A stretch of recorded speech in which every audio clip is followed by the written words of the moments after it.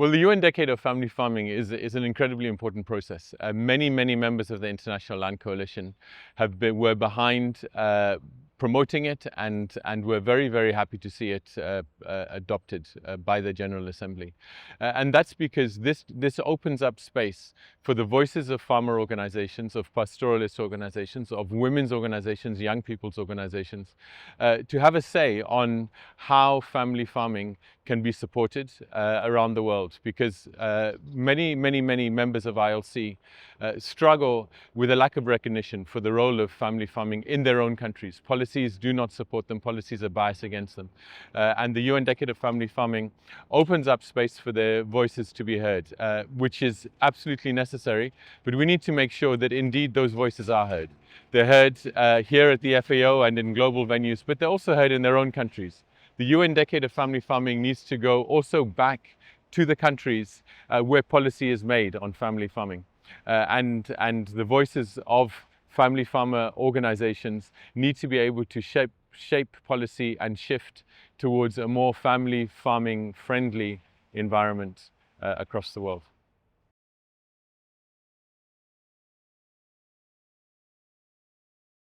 So when we talk about securing common land for family farming, we have a great example from Tanzania, where pastoralists and agriculturalists are often in conflict. They're often struggling to use the same resources at the same time. And the result of that is unfortunately quite violent conflict sometimes. Yet these are very important production systems that provide good, healthy protein and other kinds of food for people.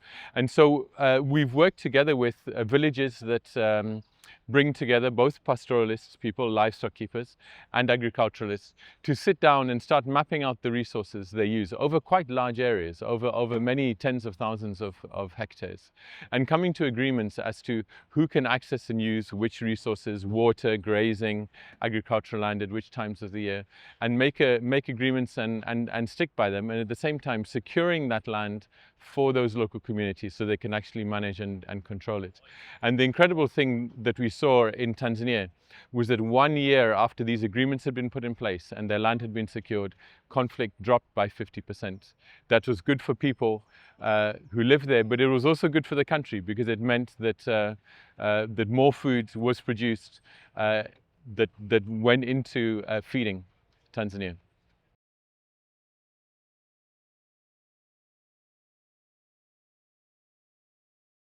Firstly, we would underline the incredibly important role that family farmers play in not only providing food, but providing good food, providing food that's often produced through sustainable and resilient local food chains.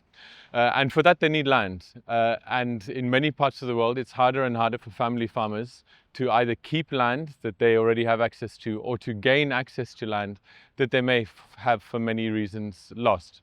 So we'd underline a couple of key elements of what is needed to protect the land rights of family farmers. And keep in mind, it's in a system of increasingly polarized food production systems in which you have very large players who have much more power over land and over food production systems than smallholder farmers. And so it really needs to be about shifting power. The first power shift that we need to see is for women. In many parts of the world, and we know many family farmers are actually women, they're not men. In many parts of the world, women do not enjoy the same right as men to control land or to own land. And so what we need is a much greater and faster recognition of the land rights of women. Whether it's women-headed households, whether it's single women, or whether it's just women as part of a family production unit. We also need to look very urgently at protecting the rights of common land, common areas. Many family farmers rely on common areas, whether it's for agriculture or whether it's for grazing. There are 300 million pastoralists around the world. These are families who rely on livestock production and often move with their livestock around different areas. They don't need to own large areas of land, but they do need access to that land, particularly in certain seasons. And often there are different groups that use that land some parts of that land some parts of the year that land may be cultivated, other parts of the year that land may be idle from agriculturalists and may be available for grazing. But in many parts of the world we see livestock keepers pushed out of land that for many, many generations they've been using. Livestock production systems are often very sustainable. They're often really based on using local, using natural resources in a way which mimics how wildlife uses them, moving before land is overgrazed or degraded to new areas, and coming back only once that land has recovered. We reached out through our network as the International Land Coalition to do a very big global study on land inequality, and we were very surprised by what came out of that. We found out actually that once you look not just as land area, but you look at the value of land and you take into account landless people as well, that land inequality globally is actually 41% worse than the official statistics had told us up until that point. And so, for example, 1% of the farms in the world control 70% of the farmland. What this tells us is we have an increasingly polarized agri-food system, an agri-food system in which more and more is controlled by very, very large companies that control from farm to fork, and it's just a much harder playing field for many family farmers. It's much harder for them to compete. Often they get pushed off their land in many parts of the world.